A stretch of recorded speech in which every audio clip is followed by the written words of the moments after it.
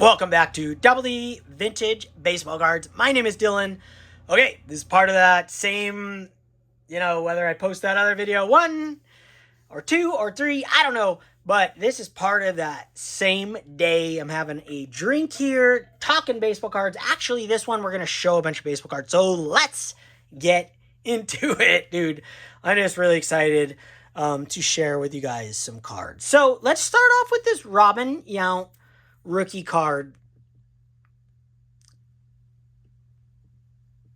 Oh, man. Oh, dude, holy smokes, I was blind. I was blind and now I see. Dude, I didn't have my glasses on. I was like, is that focusing? I cannot tell. And it was like, I think it was totally focused. I no glasses. I am completely eye fatigued out. All right, so this 1975 Topps Robin Yount rookie card is in one of my own graded slabs and with my own label. And this is serial number 1. So those of you out there who have thought about making your own labels, man, I can't recommend it enough.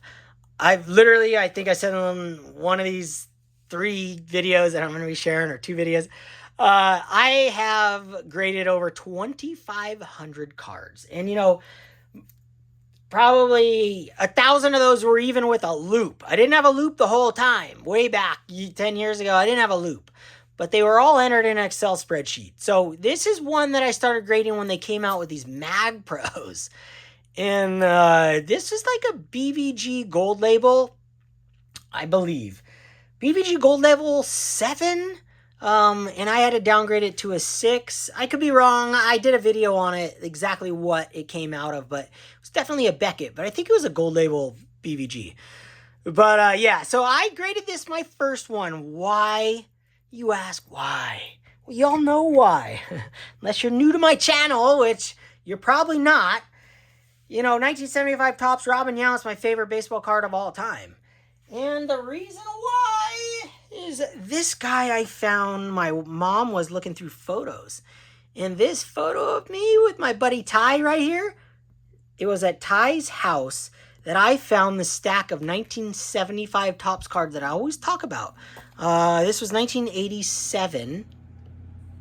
Shasta, do you remember Ty right there? I don't know if that's John Hoist or not, but that's our old couch right there. That's my living room right there. And that's Ty. So we were at his house, and I found that card in a stack. So I had to grade it. When I did my own labels, I had to grade it number 1. It had to be number 1. It had to be really well centered. And I do a grading centering scale. I grade my centering. And the centering scale, for those of you who don't know or want to be refreshed, is 1 through 100. Anything over 90 looks dead centered when you just look at it. When you just look at it, it looks dead centered. This is 94. This is only undetectable. I'm talking top to bottom, side to side, everything. Only detectable when you break out a loop and you literally look at every single spot and you measure it. It's like absurd. Or now they have that app, which they didn't have at that time. A couple of years ago when I started that one, you could put it in there. Just make sure you have a photo that's straight and you don't trick yourself. So yeah, that thing's a 94. So Ty, thank you for that, making that the greatest baseball card of all time. So with that, let's get right into what I've been picking up. And my graded cards. Let's start out with a vintage card that is just sick. I have a lot of thoughts about this, what I've been collecting lately and how I've been collecting it.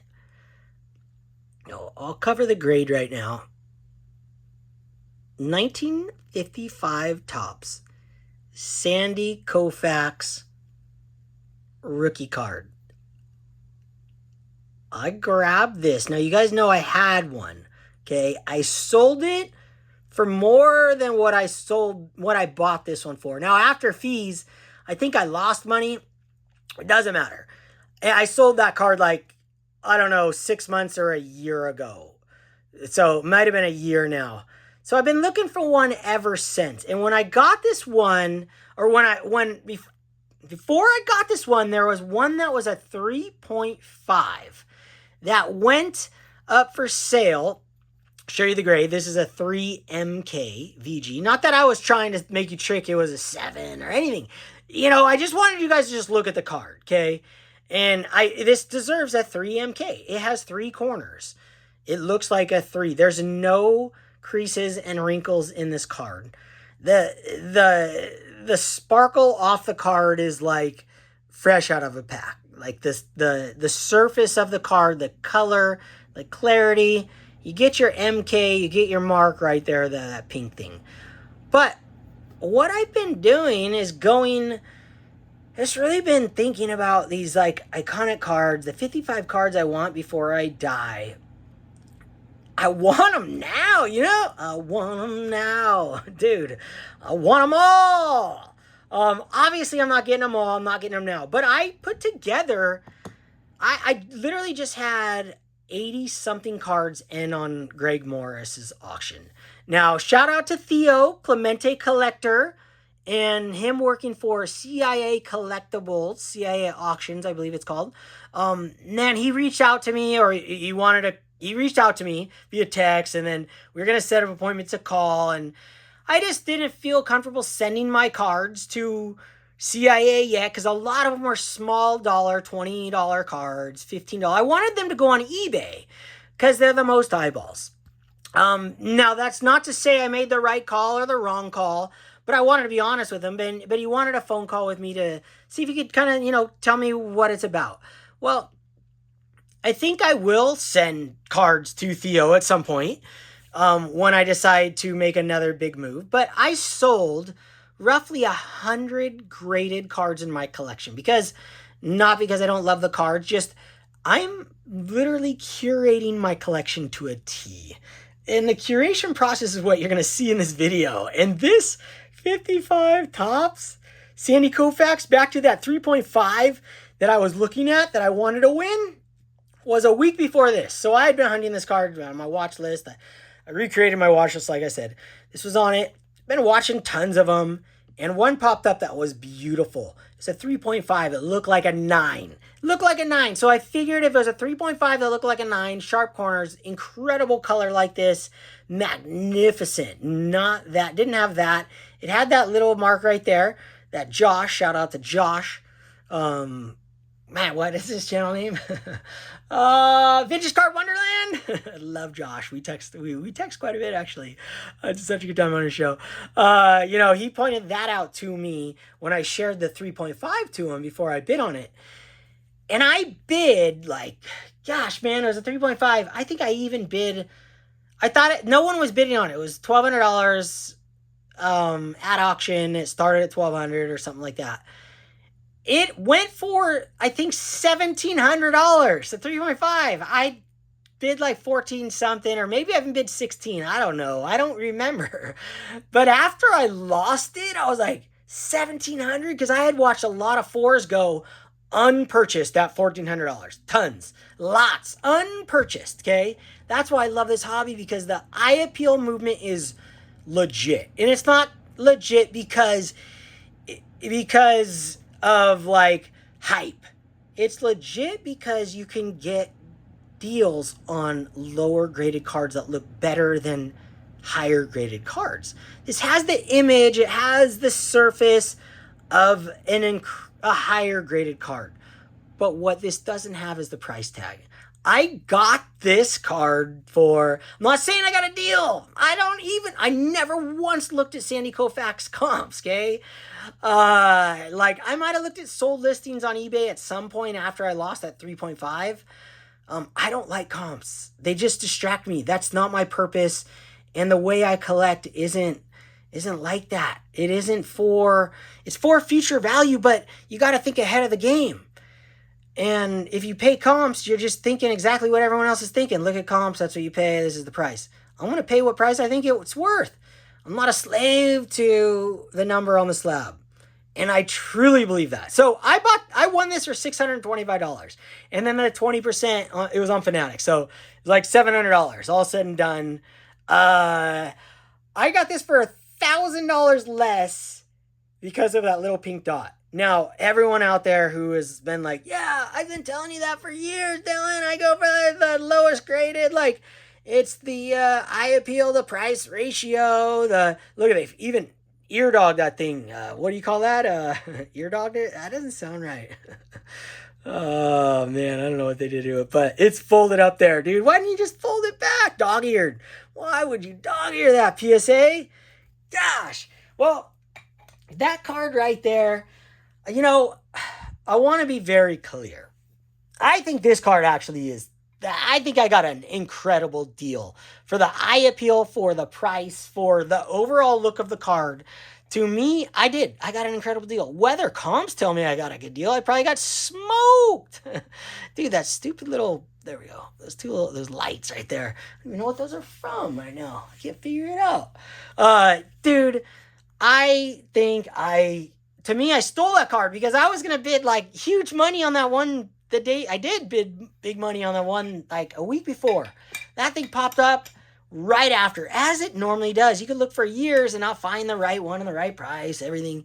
No wrinkles and no creases. Oh my gosh, man. 700 or less. Okay. The reason I'm sharing that card, because with those 100 cards I sold, 1,000, like 1,300 worth on Fanatics. I sent some to Fanatics. I bought these cards you're seeing. That card. And I bought this card. I shared this in another video, but I didn't share it up close. And it's in one of my slabs. 2018 Topps, Series 1, Clayton Kershaw, Independence Day. This is the first year they ever did Independence Day. Numbered 61 of 76. 350 cards in this series, in the set. When you bought the Series 1 boxes, there's 350 cards that could have had this parallel. And this parallel was one in every 456 packs. So as my friend Brian, High Pop Professor, has taught me, something I didn't know before, never crossed my mind, never thought of it in that way, ever. Just never crossed my mind. You times 350 by the number of packs, the pack odds 456. That's the true odds of pulling this exact cards. He calls it true odds. I love it. This got a near mint 7 by me. Kind of the standard grade of these Independence Days that seem to pop up. Which will bring me my next pickup. But look at this card. And this card is sick. So I picked this card up, that card up in the last the last couple months, okay?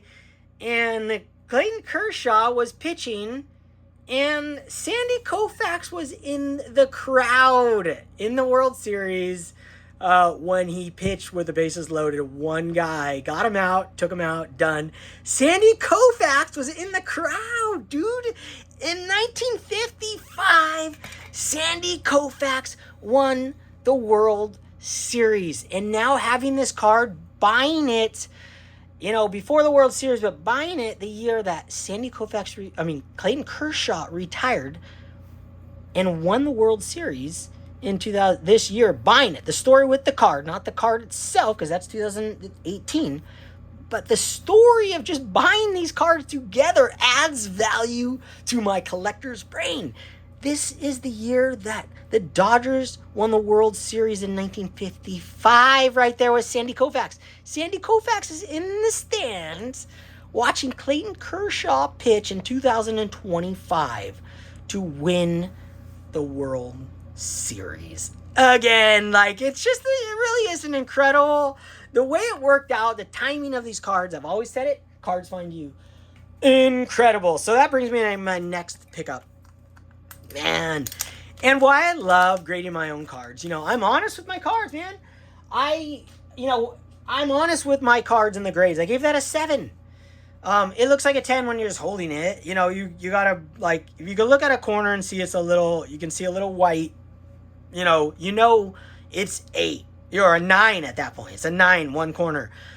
Well, I bought a 7 PSA 2020 Topps Shohei Ohtani, and I wasn't getting Shohei Ohtani FOMO during the World Series. I bought this, I think, right as the playoffs started.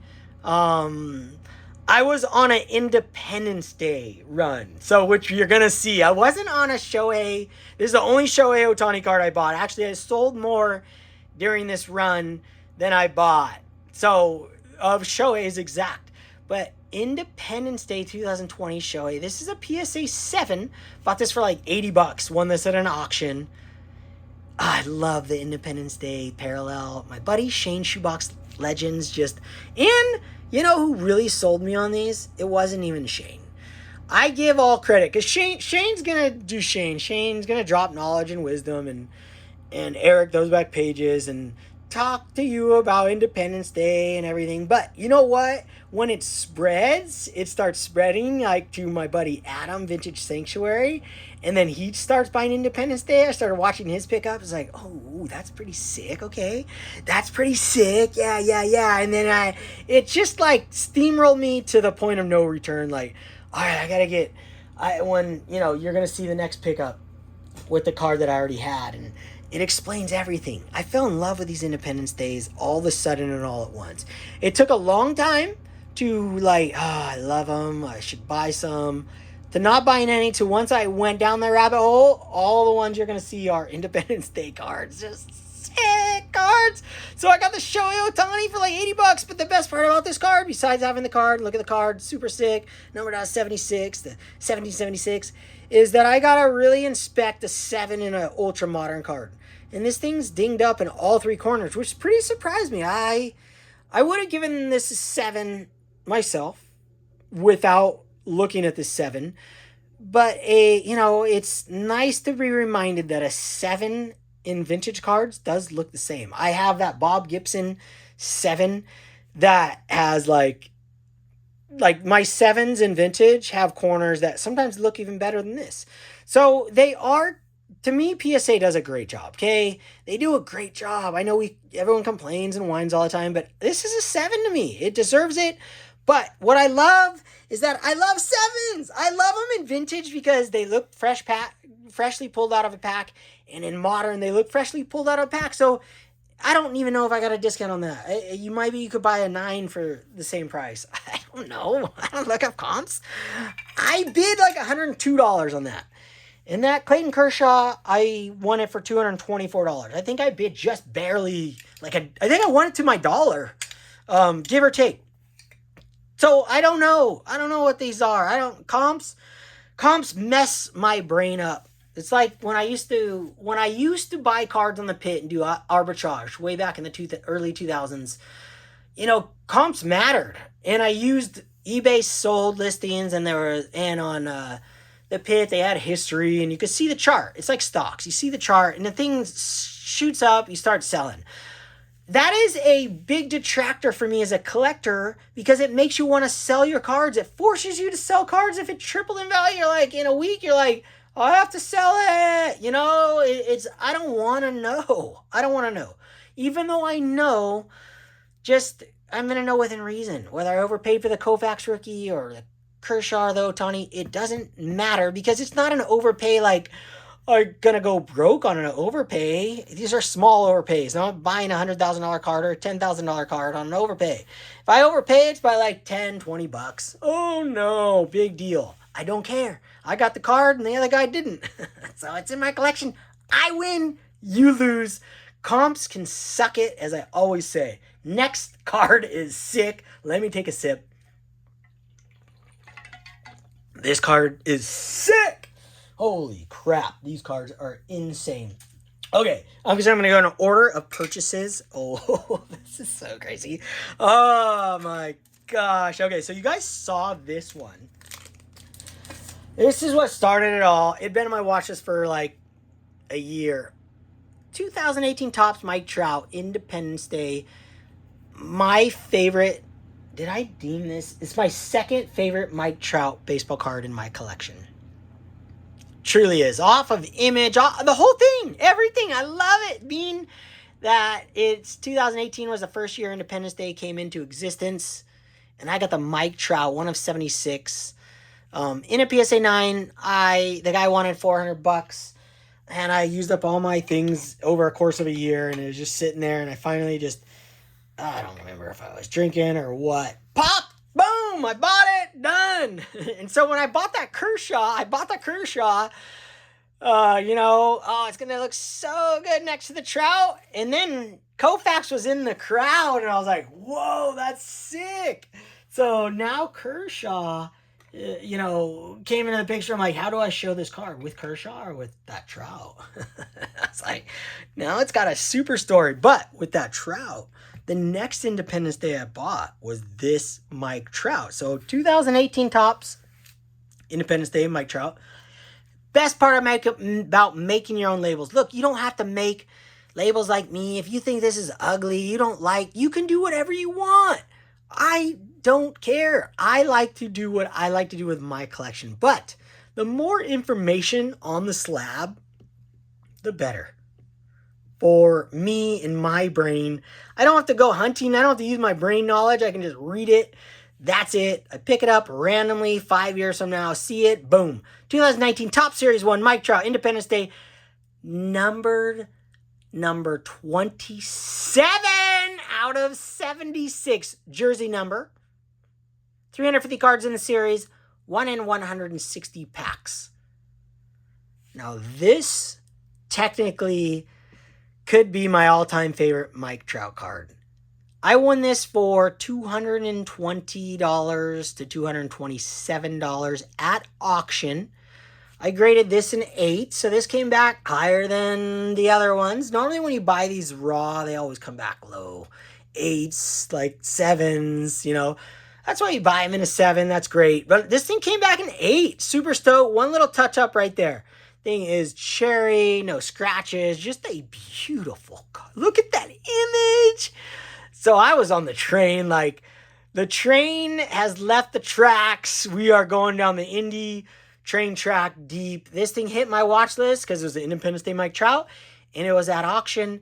And I said, I love auctions because, doesn't mean you're not going to overpay. You could way overpay. It's just easier for me. I don't like hunting. I don't want to hunt. Come at an auction. I see it randomly. I can just wait until the last minute. The last one, I don't have to look at it the rest of the day, the rest of the time, all week long, and then boom, bam, there it is. I won this thing for, I don't know, not a whole lot under my bid. I don't remember what I bid, but I think I bid like $326. Crazy, maybe, but not to me.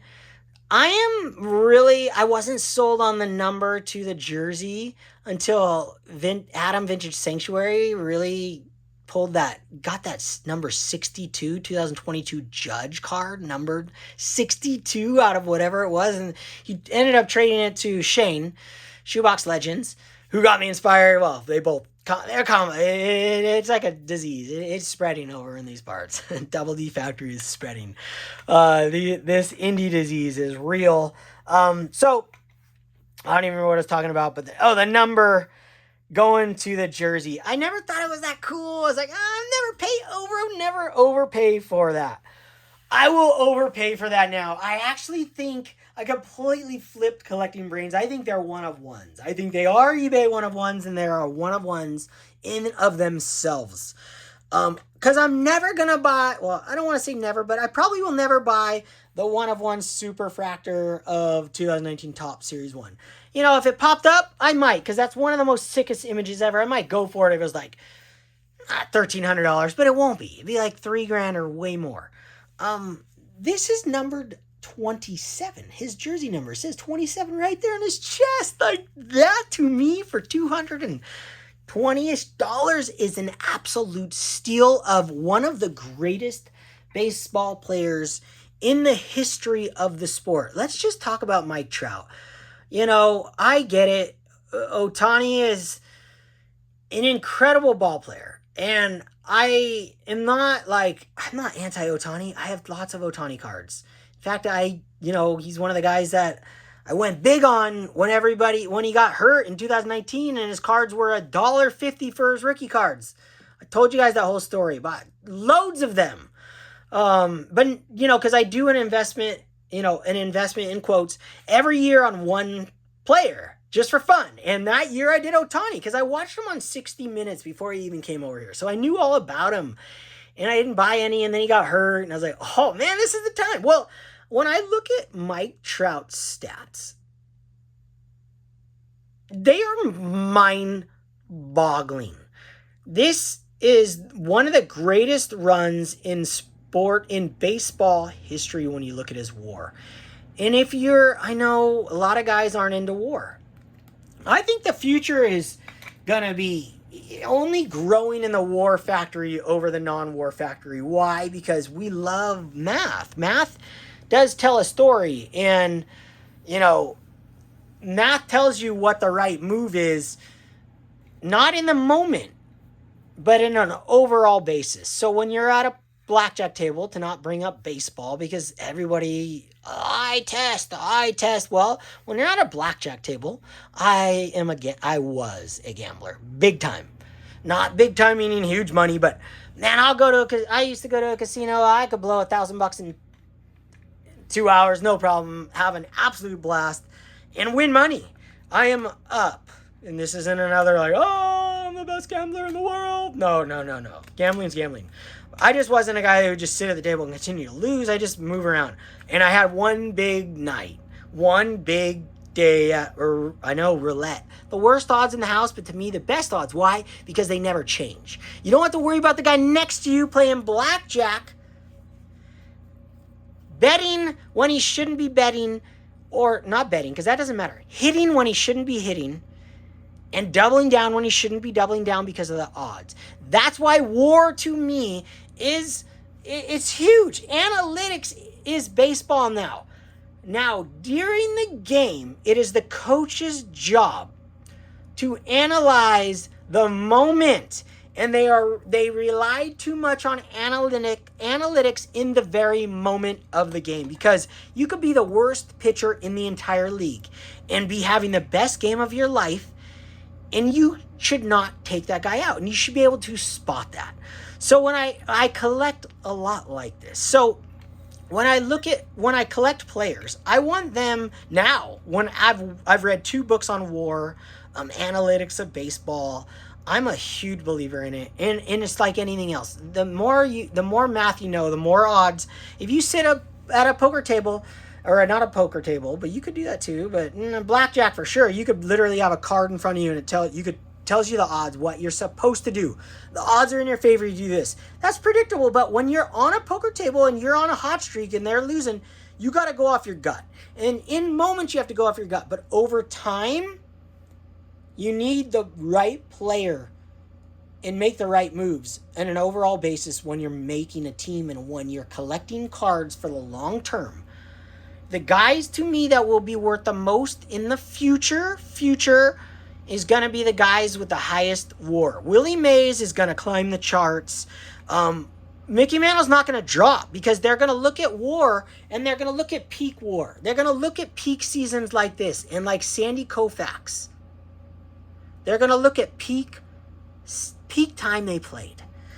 Albert Pujols doesn't have the career he had a long longevity career of adding up WAR, but he didn't have Mike Trout's prime. And to me, Mike Trout is a better choice for your team if you own a baseball team when Mike Trout was in his prime over Ohtani in his prime. I'll say it now, because analytics teaches you that.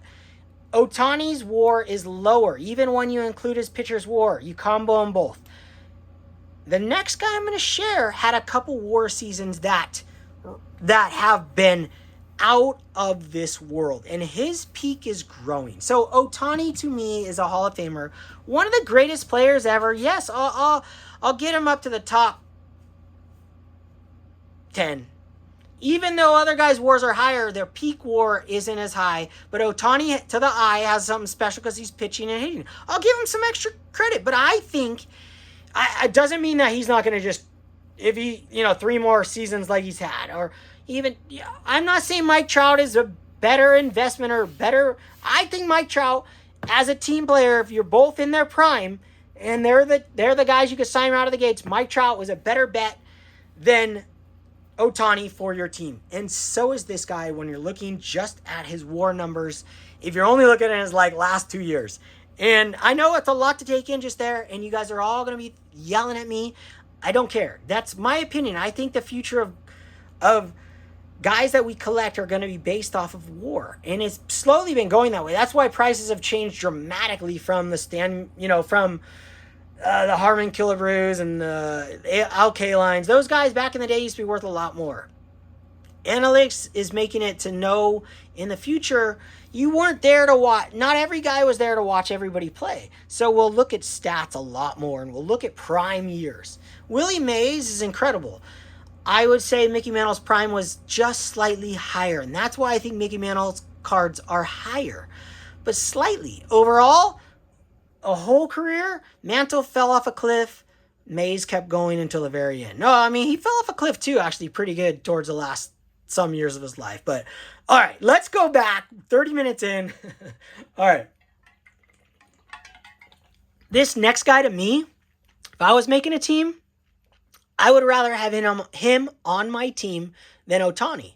I don't mean to say that Ohtani isn't going to sell you more shirts and hats and be worth more, but Aaron Judge has had three of the greatest seasons we've ever seen in baseball in the last 3 years. When you look at his WAR, all right? When you look at his WAR, is he as fun as Ohtani? No, because he's not pitching. But when you watch him bat, it's like, dude, this guy is mental.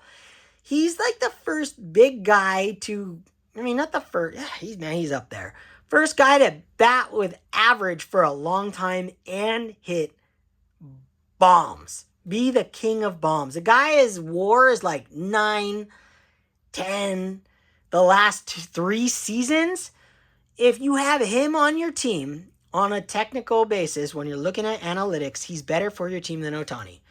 Now, you guys can argue Ohtani's card's going to be worth more in the future because not everyone, eye test, all this other jazz. That's great.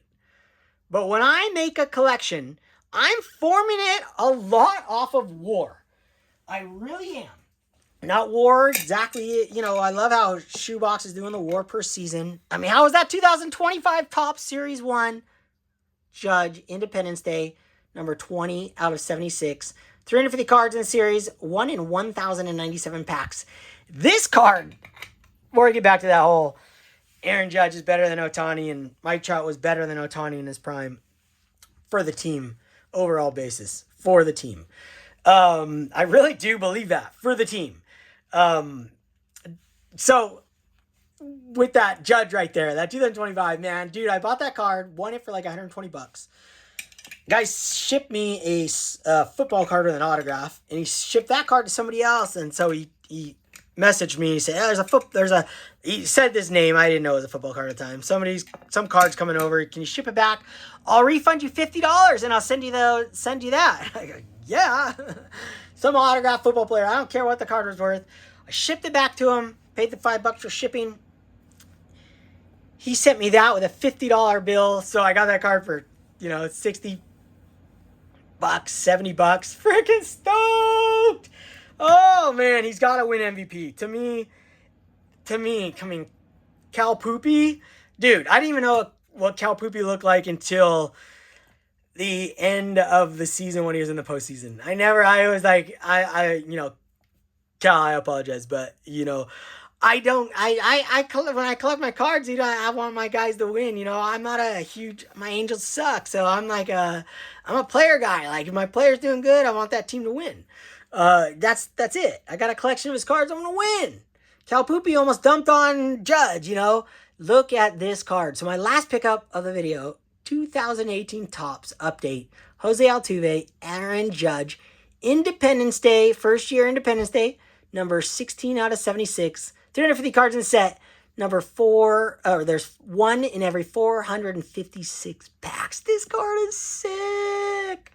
Life lesson for Charlotte. Jose Altuve, and Charlotte, you're not short, I know, but I'm short. Life lesson for me. Dude, this guy, it says he's 5'6", and Judge is 6'7". Well, I always said I was 5'5". I'm like 5'4.5", and probably shrinking. Dude, to see this card, I've been watching this card for years since it came out. or for years and years, I've wanted this card since I collected Aaron Judge at least. I knew about this card for a long time. Not the Independence Day version, but I always wanted this card. So I finally just bit the bullet, bought this card, like $100. Boom, grabbed it. To have a guy playing in the major leagues like Jose Altuve and crushing it and being as short as me, it's pretty awesome. Pretty awesome. I quit baseball because I was short. I know it sounds weird and sounds like, oh man, why didn't anyone tell you otherwise? You could do anything, doesn't matter. You know, I had a coach that told me that. Doof, if you're out there, you know, dude, he told me that. Don't, you know, I just came to that in my own brain, on my own terms. And then when I see a guy like Jose Altuve and Freddie Patek, you know, his cards, and I collect his cards, these short guys, I don't regret not playing baseball. I'm a surfer. Like, that's my dream. That's my dream. That is my passion. That's what I love to do more than anything in the world. So thank God I didn't go down the baseball rabbit hole all the way. But I was really good. I was young, but I was really good. But I was short, really short, under 5 foot in high school. So when I see a card like this and two different guys and a guy who's going to make the Hall of Fame most likely, maybe not for the cheating scandal, but be an incredible player, it's inspiring, and it's really awesome. And if I have anything to say, doesn't matter what shape you are. I watched Kirk, he's from Tijuana playing for the Toronto Blue Jays, oh, it was sick watching him up there. Just not, to me, he's not in shape, you know. He's like a average Sunday football guy, but it looked like when he got up there to bat, he was solid. That guy is gonna be the softball hero when he goes to softball. He's gonna just destroy third basemen's lives.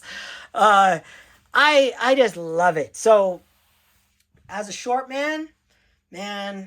I love when short people succeed. We have a disadvantage in a lot of things. We have advantage in other ways. You know, our minds work differently. Our life experience is different. A lot of things are different. But we all have disadvantages. We all have advantages. So, you know, take advantage of your advantages and don't let your disadvantages discourage you.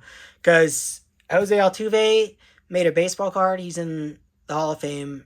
Or he will be, most likely. He's in Major League Baseball, won the World Series.